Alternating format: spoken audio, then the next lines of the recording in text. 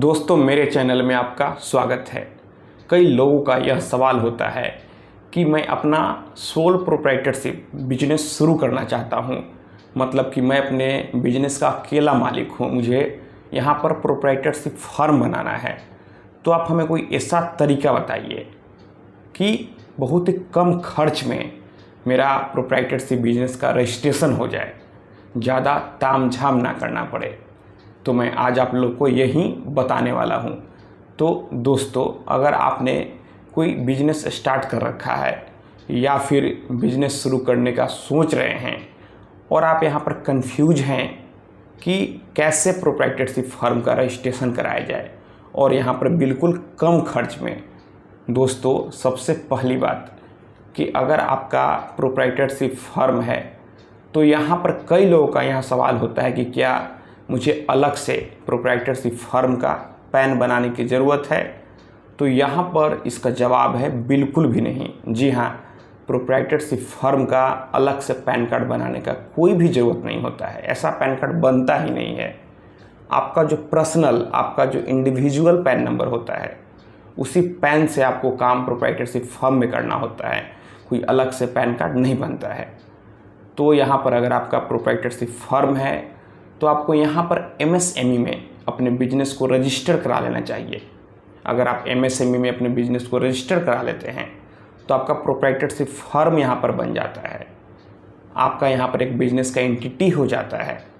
अगर आप एमएसएमई में रजिस्ट्रेशन करा लेंगे तो आपको बैंक लोन आसानी से मिलता है।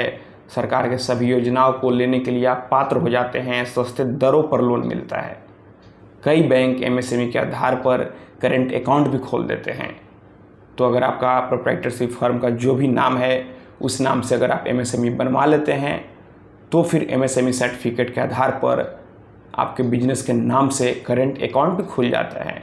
तो यहाँ पर बिल्कुल कम खर्च में आपका आसानी से प्रोप्राइटरशिप फर्म बन जाता है। यहाँ पर एक और सवाल उठता है कि क्या बिजनेस शुरू करते ही करेंट अकाउंट खुलवा लेना चाहिए।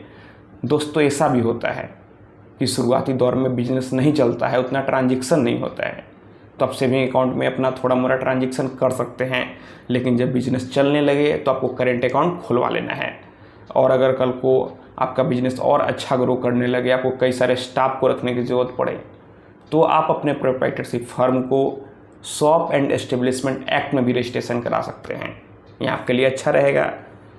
या फिर आपका टर्नओवर बढ़ने लगे, आप जीएसटी के दायरे में आने लगते हैं, तो आपको जीएसटी नंबर भी ले लेना है। लेकिन शुरुआती दौर में आपको केवल एमएसएमई में रजिस्ट्रेशन ही कराने की ज़रूरत है। आपको ज़्यादा तामझाम, ज़्यादा खर्च करने की ज़रूरत नहीं है। और एक बात और, अलग से आईटीआर भी नहीं भरना होता है। जो आपका इंडिविजुअल पैन होता है, मैंने शुरू में भी बोला, जो आपका पर्सनल आईटीआर होता है उसी पैन नंबर से आपके बिजनेस का भी आईटीआर फाइल होता है। यहाँ पर एक और सवाल उठता है कि आप अपने बिजनेस को, आप अपने प्रोप्राइटरशिप फर्म को एमएसएमई में रजिस्ट्रेशन कैसे करवाएंगे। दोस्तों, आपको परेशान होने की ज़रूरत नहीं है। आप हमारे माध्यम से भी अपने प्रोप्राइटरशिप फर्म का एमएसएमई रजिस्ट्रेशन करा सकते हैं। अगर आप हमसे बात करना चाहते हैं, फ़ोन से भी बात करना चाहते हैं, तो आप हमें सबसे पहले इंस्टाग्राम पर फॉलो कर लें। मेरा इंस्टाग्राम पर यूज़र नेम है Pritesh1584। आप हमसे वहाँ पर बात कर सकते हैं। अगर फ़ोन से बात करना चाहते हैं तो आपको पहले इंस्टाग्राम पर ही अपॉइंटमेंट लेना होगा। तो दोस्तों, मैं आशा करता हूँ आपको यह वीडियो पसंद आई होगी। अगर आपके मन में और कोई सवाल है तो आप नीचे कमेंट बॉक्स में कमेंट करें। हम लोग मिलते हैं अगले वीडियो में एक नए टॉपिक के साथ। तब तक आप अपना और अपने परिवार का ख्याल रखें।